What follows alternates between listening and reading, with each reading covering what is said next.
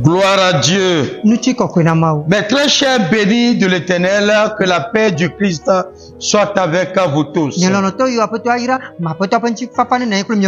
Alléluia. Alléluia. Vrai zéro. Le vrai repos. Mes bien-aimés dans le Seigneur, tout homme a besoin du vrai repos. Nous aspirons au repos tel que nous le voulons. Repos peut-être après un travail, après une longue marche. Alléluia. Amen. Mais le repos que Dieu nous procure, c'est le vrai dans le Seigneur. Et c'est le Seigneur qui assure ce vrai repos.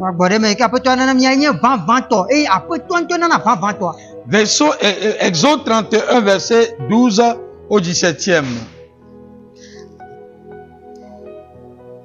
L'Éternel parla à Moïse et dit: parle aux enfants d'Israël et dis-leur: vous ne manquerez pas d'observer mes sabbats, car ce sera entre moi et vous et parmi vos descendants un signe auquel on connaîtra que je suis l'Éternel qui vous sanctifie.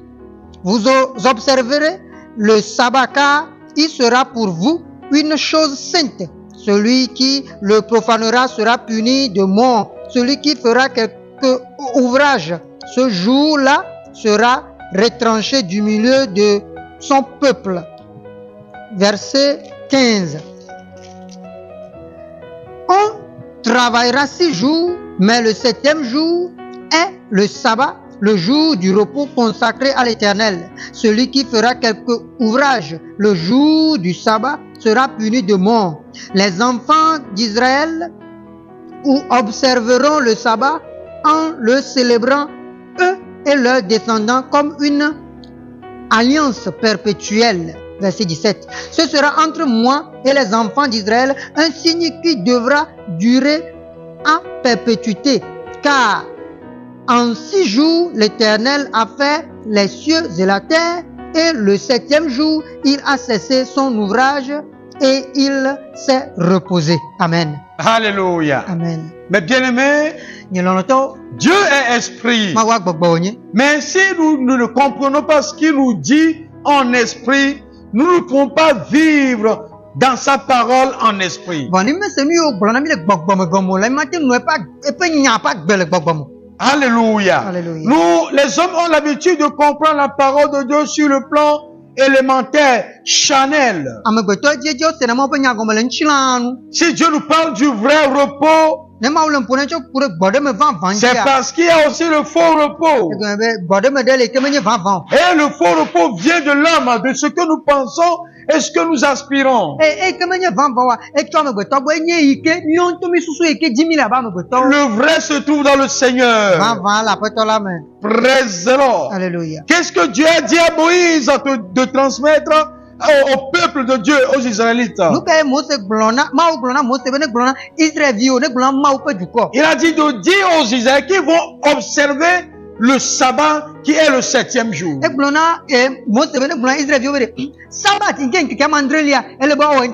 Ils doivent l'observer. Pourquoi Dieu n'a pas demandé d'observer le premier jour,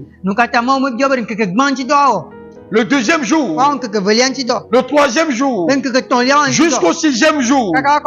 Mais il a dit le 7e jour, il s'est reposé de toutes ses œuvres. Donc il a tout fait avant de créer l'homme au 6e jour. Et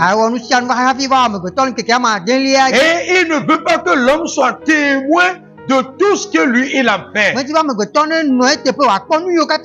Parce que si l'homme était témoin, il dirait qu'il a été témoin afin de le faire.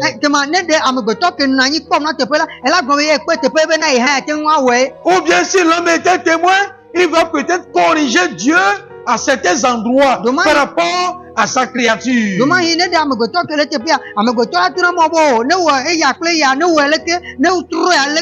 Parce que l'homme est toujours satiable. Et si tu vas toujours avec l'homme, tu vas raconter des problèmes en chemin. Si tu vas avec l'homme, il va toujours fait sortir quelque chose toujours. Soit pour t'encourager ou pour te décourager. Soit pour rester avec toi ou bien pour te quitter. L'homme est là pour faire quelque chose toujours à son prochain. Dieu connaît bien l'homme. Maintenant, il a tout fait du premier jour au 6e jour. En 5 jours, il a tout fait. Le chiffre de la grâce, c'est le chiffre 5. Le 6e jour, il a créé l'homme. Le chiffre de l'homme, c'est le chiffre 6. Et le 7e jour, Dieu s'est reposé de tout ce qu'il a déjà fait. Le chiffre 7, c'est le chiffre de Dieu. C'est le chandelier. C'est la lumière. Pour dire que lui, il a tout fait. Maintenant, il a donné le nom au 7e jour. C'est le sabbat. Le sabbat. Quand nous relise encore le verset 31. Pardon, le verset 12. Alléluia.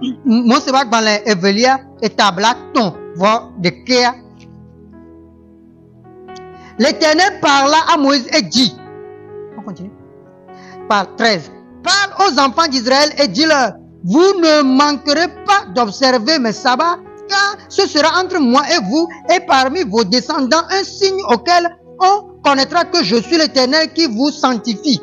Présent. Alléluia. Le jour de la sanctification, c'est le 7e jour. C'est ça le vrai repos. Un repos divin. Un repos éternel. Mais comme le repos éternel n'était pas encore arrivé, Dieu représentait le 7e jour comme un repos que lui, il va éterniser plus tard.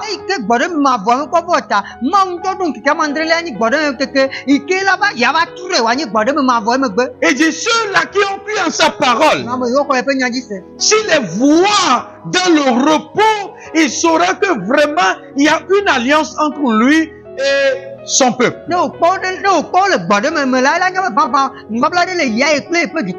Mais comment se fait-il que le peuple est dans un repos et il ne va pas le savoir? Ce sera une alliance entre Dieu et son peuple. Au moment où les gens couraient le 7e jour. Au moment où les gens gesticulaient le 7e jour. Au moment où les gens œuvraient le jour du sabbat. Lui, il va voir son peuple dans le repos. C'est ça un signe. La Bible déclare c'est un signe. Alors il faut connaître ce signe. Le verset 14. Vous observerez le sabbat car il sera pour vous une chose sainte. Celui qui le profanera sera puni de mort. Celui qui fera quelque ouvrage, ce jour-là sera retranché du milieu de son peuple. Alléluia. Vous voyez, quand Dieu travaille, pour Dieu, il ne faut pas que l'homme travaille. Mais au moment où l'homme travaille, pour Dieu, il faut que lui aussi cesse de travailler. L'homme et Dieu ne peuvent pas ensemble travailler. Parce qu'ils ne sont pas des collaborateurs. Il dit, s'il advenait que quelqu'un travaille le 7e jour, qu'il soit puni de mort. Parmi qui soit retranché de son peuple est puni de mort.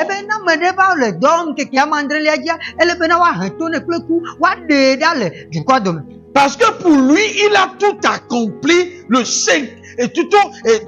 5 premiers jours. Alors les œuvres les œuvres que Dieu a faites expliquaient quoi? Ces œuvres expliquaient le tout est accompli. Ces œuvres expliquaient le salut de l'homme. C'est pourquoi il a dit que son peuple ne fasse rien. Mais s'il faisait quelque chose, il devrait être retranché.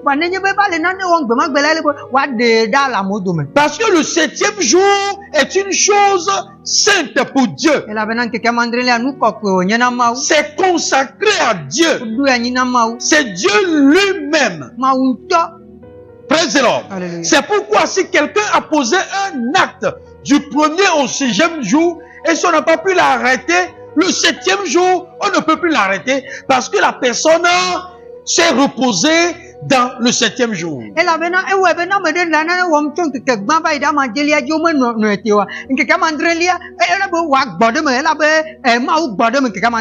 Non. Si quelqu'un a posé un mauvais acte, et qu'on devait l'arrêter, on devait le lapider, et qu'on n'a pas pu, le 7e jour, il est libéré. Il faut que le 1er jour, du 1er au 6e jour, qu'on fasse tout pour trouver la personne. Mais si le 7e jour vient, la personne est libérée.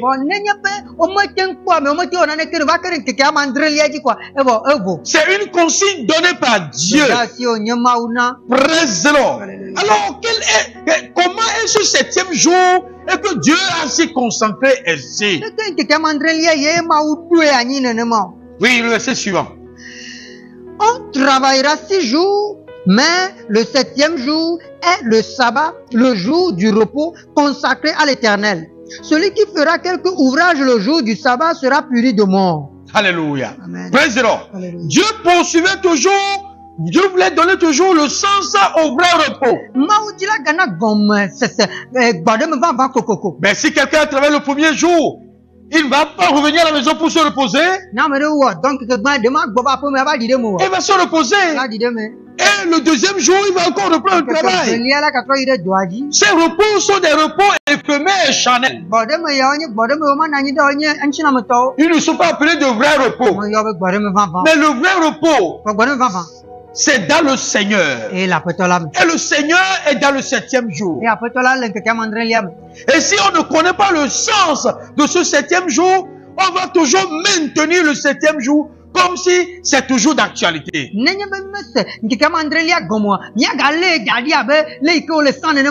Praise the Lord. Alléluia. Continue la lecture.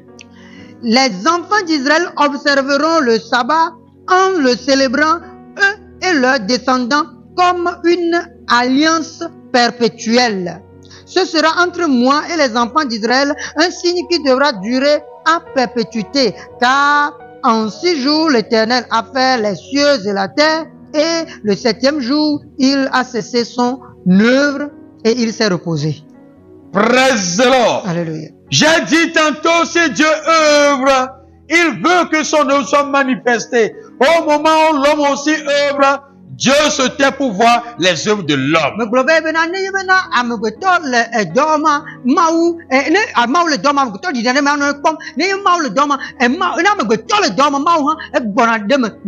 Mais si les deux, Dieu et l'homme vont ensemble travailler pour Dieu, il n'accepte pas.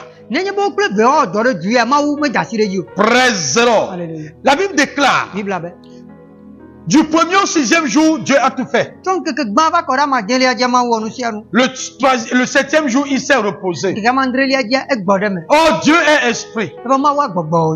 Comment lui, esprit, peut-il encore se reposer? Il parle du repos de l'homme. Il parle de comment il va assurer le repos à l'homme. Généralement, nous pensons que si l'homme meurt, on le dit qu'il se repose en paix.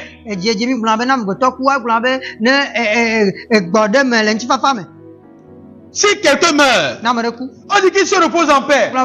Ce n'est pas ça le repos. Ce n'est pas ça le repos éternel. Amen. Le repos éternel, c'est le Seigneur qui l'assure. Pourquoi l'homme travaille? Pourquoi il s'efforce? Pourquoi il se bat? Pourquoi il va, il revient? C'est pour se satisfaire. Praise the Lord. Mais pourquoi Jésus-Christ est venu dans ce monde? Pourquoi il a travaillé? Pourquoi il s'est débattu? Pourquoi il a tout accompli à la croix? Ce n'est pas pour sa satisfaction, mais pour que l'homme soit satisfait. Donc Jésus-Christ est venu pour assurer le vrai repos à l'homme. Imaginez un peu comment l'homme souffre.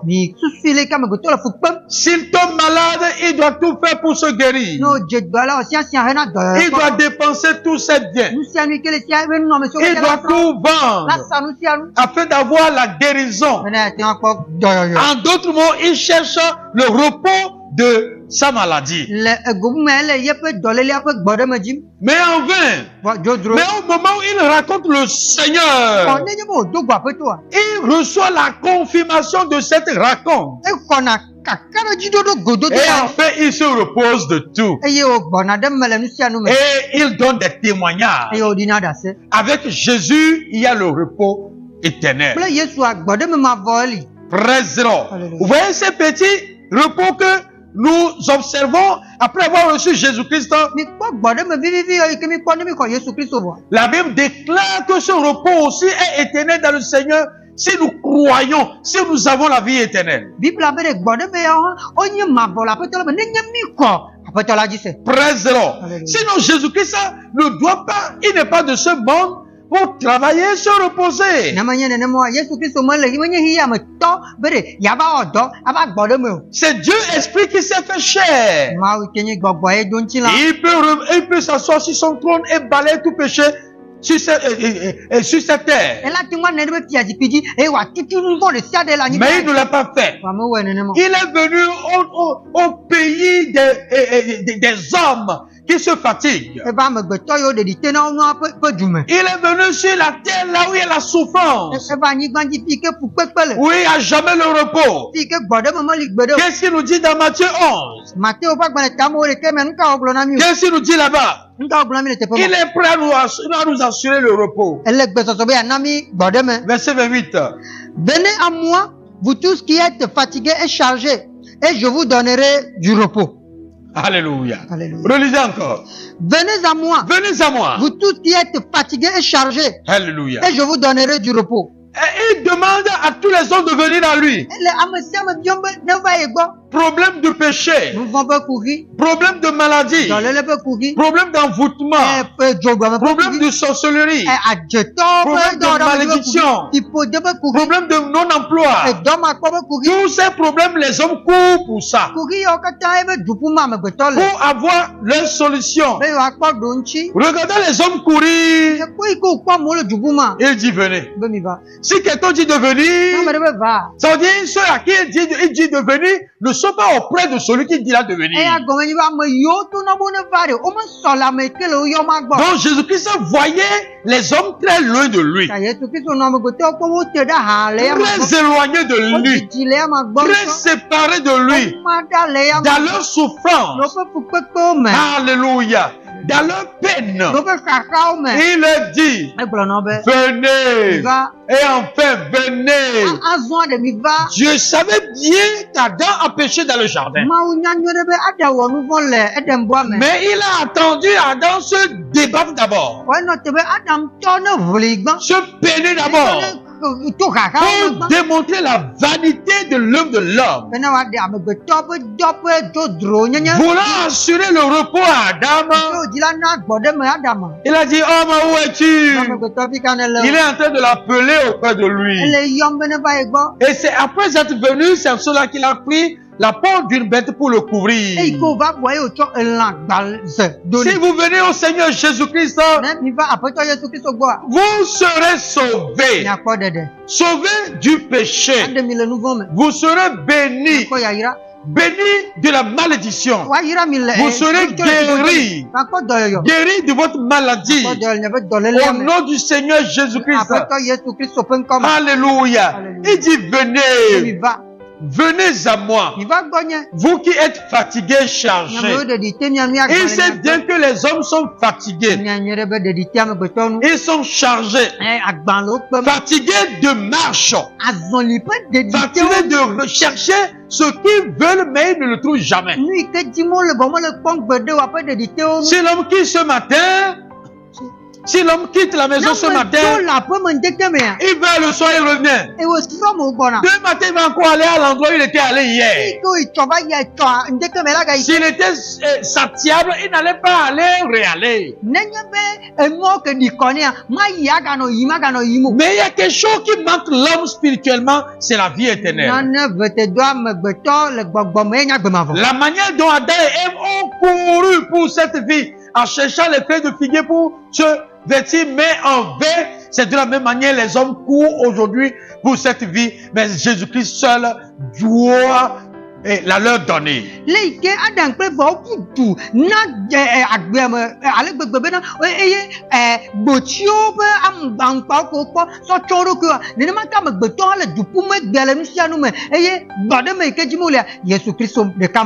Adam et Ève n'ont pas été satisfaits, les hommes aussi ne seront jamais satisfaits aujourd'hui. Et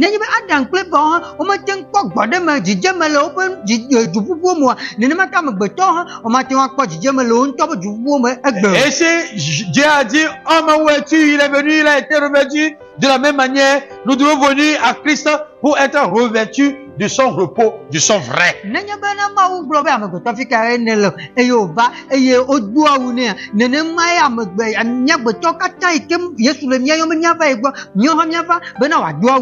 C'est ça, fatigué. Et vous serez déchargés. Ceux-là qui sont chargés. Chargés spirituellement. Mais bien aimé, personne ne peut décharger l'homme de ses fardeaux spirituels si ce n'est le Seigneur Jésus-Christ. Imaginez un peu quelqu'un qui a porté un lourd fardeau. Il souffre avant de marcher. Il a rencontré quelqu'un en chemin et l'a déchargé. Et il a désormais pris le fardeau. Il a dit, toi, ne porte plus ce fardeau, mais va.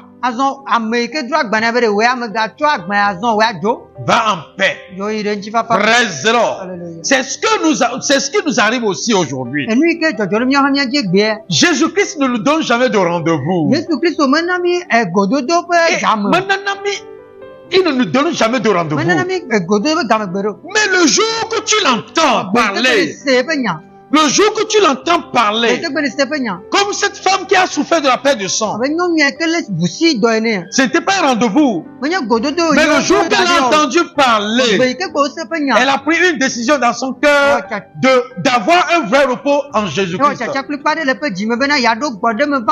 elle l'a aussi reçu effectivement. Quand tu l'entends, n'endurcis pas ton cœur. Ouvre la porte de ton cœur. Reçois-le. C'est lui qui te parle. Il est venu dans ta vie. Le fardeau que tu as porté ne peut jamais te donner le repos. Bien-aimé, ce qui te poursuit ne s'arrête pas, toi tu vas t'arrêter. Tu ne peux jamais t'arrêter. C'est pourquoi à chaque fois tu cherches à te sanctifier. Oh, Dieu a déjà sanctifié un jour, le 7e jour. À chaque fois tu cherches à te purifier. Mais Dieu a déjà purifié un jour qui est le 7e jour. À chaque fois tu veux œuvrer. Mais Dieu a déjà œuvré pour toi et dit, repose-toi le 7e jour. Et voilà, le 7e jour, c'est le sabbat. Et le vrai sabbat, c'est le Seigneur Jésus-Christ. Et c'est lui qui est venu nous décharger de tous nos fardeaux. Afin que nous ayons du vrai repos. Un repos éternel. Oh, bien-aimé, tenez-vous. Aucun pécheur ne peut rester dans le repos éternel de Dieu. Il Il faut que le péché soit déchargé d'abord.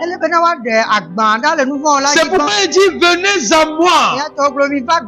Vous qui savez que vous êtes chargés, fatigués. Et moi, Jésus, je vais vous donner du repos. Un repos qui n'est pas de ce monde. Un repos différent du repos des hommes. Un repos différent de la retraite après des années de travail. Un repos en esprit. Un repos en âme. C'est ce repos-là qui nous assure la vie éternelle. Praise the Lord. Alléluia. Cette fois-ci, ce n'est plus dans l'Ancien Testament pour observer le 7e jour et dire qu'on s'est reposé dans le Seigneur.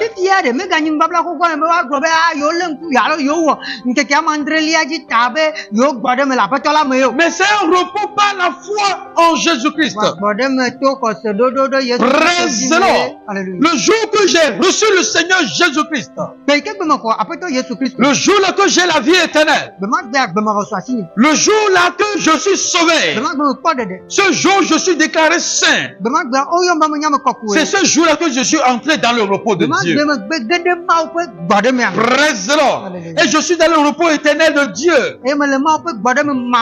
Alléluia. Ce jour, mon jour de repos est différent de ton jour de repos. Mon jour du salut est différent de ton jour du salut. Donc le repos, le vrai repos, c'est par rapport au jour qu'on a reçu Jésus-Christ.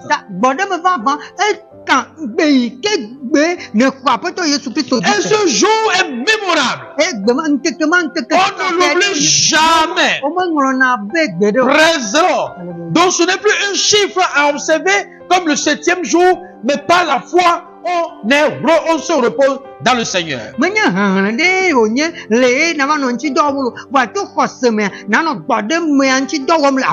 Praise the Lord. Parce qu'au moment où nous sommes au 7e jour aujourd'hui, quelqu'un est dans le 5e jour ou 6e jour. Donc Dieu ne compte plus exactement le 7e jour, mais il compte le repos qu'on reçoit dans le cœur.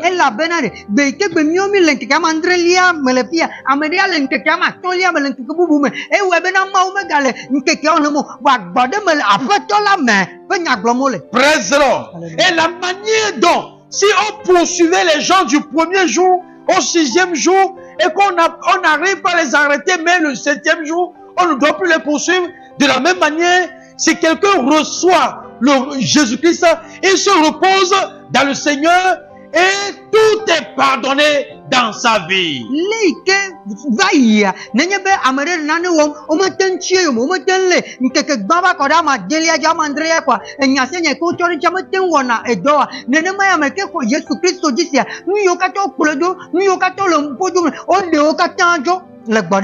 Alléluia.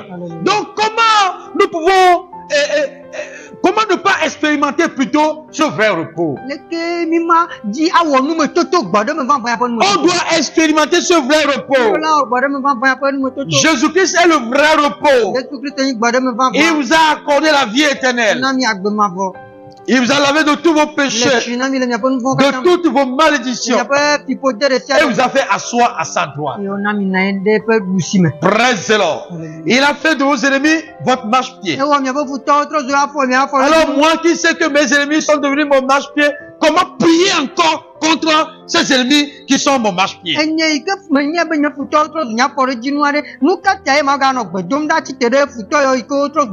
Celui qui sait qu'il est au repos, c'est qu'il a conclu une alliance avec Dieu et que ses ennemis ne sont plus. Ils sont devenus son marche-pied.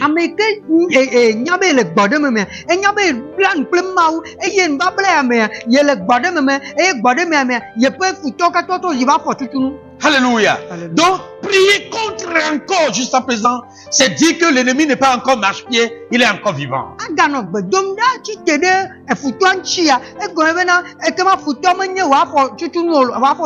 est en train de prier contre encore les ennemis, qu'ils meurent. Tu les brises et tu les vois encore présentement. Tu es en train de dire que tes ennemis ne sont pas encore ton marche-pied. Celui qui a le vrai repos sait que ses ennemis sont devenus son marche-pied. Praise the Lord. Je prie au nom du Seigneur Jésus-Christ que Dieu t'assure le vrai repos. C'est dans le Seigneur Jésus-Christ. Repos de tous tes efforts. En esprit, en âme. Au nom du Seigneur Jésus-Christ. Et tout cela prendra chair.